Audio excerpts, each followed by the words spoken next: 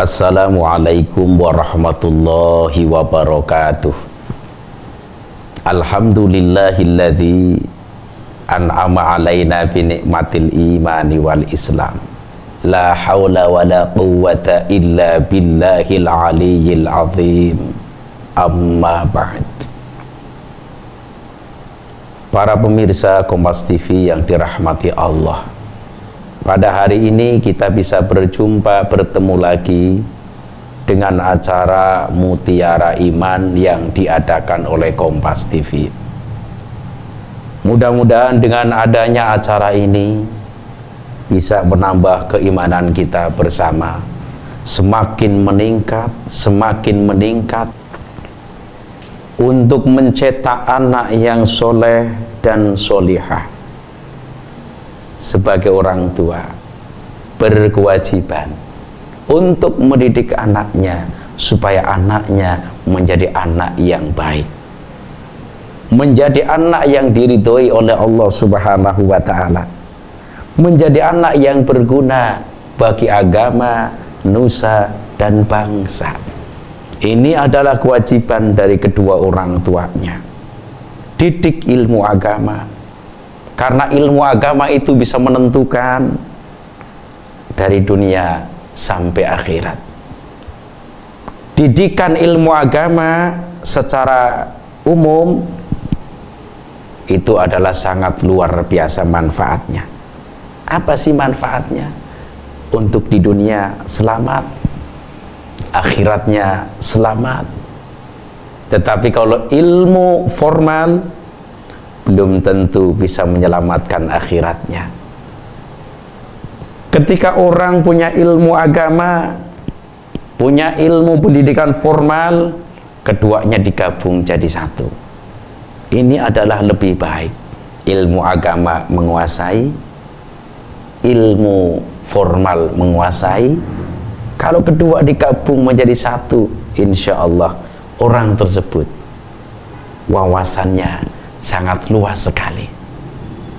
Wawasan tentang ilmu agama luas, wawasan tentang ilmu formal luas, jadi bisa mengerti keduanya. Ini yang paling terbaik. Salah satu untuk mencetak anak yang soleh dan solihah, didik sholat. Maka Rasul bersabda, muru aulatakum bis sholat wahum abna'u sab'i sinin. Perintahkanlah anak-anak kalian dengan sholat, dan mereka usianya 7 tahun. Jadi apabila para pemirsa punya anak pas 7 tahun, diperintahkan untuk menjalankan sholat.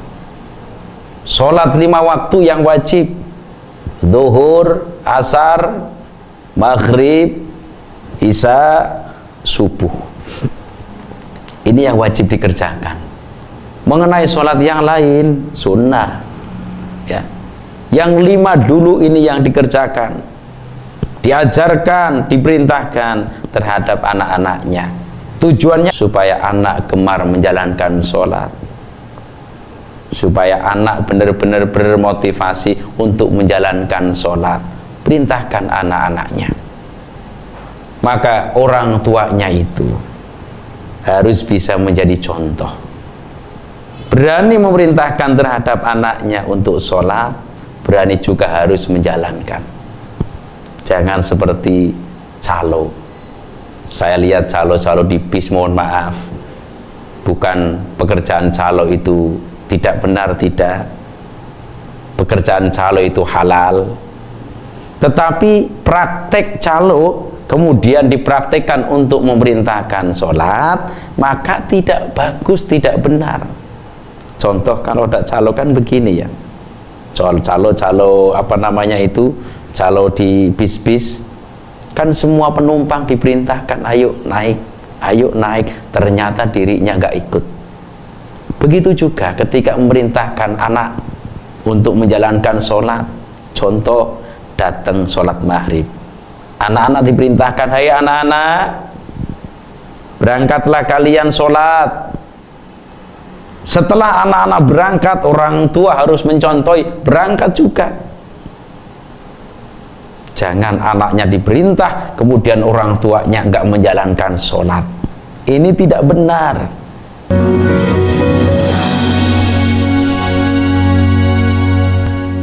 Untuk mencetak anak yang soleh dan solihah, diantaranya didik membaca Al-Quran. Asli mendidik membaca Al-Quran itu kewajiban kedua orang tuanya. Berhubung kedua orang tuanya nggak bisa, baru dititipkan kepada seorang kiai, seorang ustadz, ustadzah. Orang tuanya bisa, hebat ilmu agamanya, pinter, alim, tapi apa? Tidak sempat untuk mendidiknya. Baru alternatif yang kedua, titipkan kepada seorang kiai, titipkan kepada seorang ustadz dan ustadzah. Tujuannya supaya anak akhirnya menjadi anak yang soleh dan solihah, bisa membaca Al-Quranul Karim. Anak tersebut bisa membaca Al-Quran, pada akhirnya juga orang tuanya yang merasakan pahalanya, baik orang tuanya masih hidup ataukah sudah meninggal dunia. Apabila anak-anak membaca Al-Quran, mendoakan kedua orang tuanya, salah satunya doa Allahumma firli wali walidayya warhamhuma kama rabbayani shaghira. Ini salah satu doa sampai terhadap kedua orang tuanya, baik orang tuanya masih hidup atau sudah meninggal dunia. Ini salah satu manfaat mempunyai anak yang soleh dan solihah. Didik membaca Al-Quran.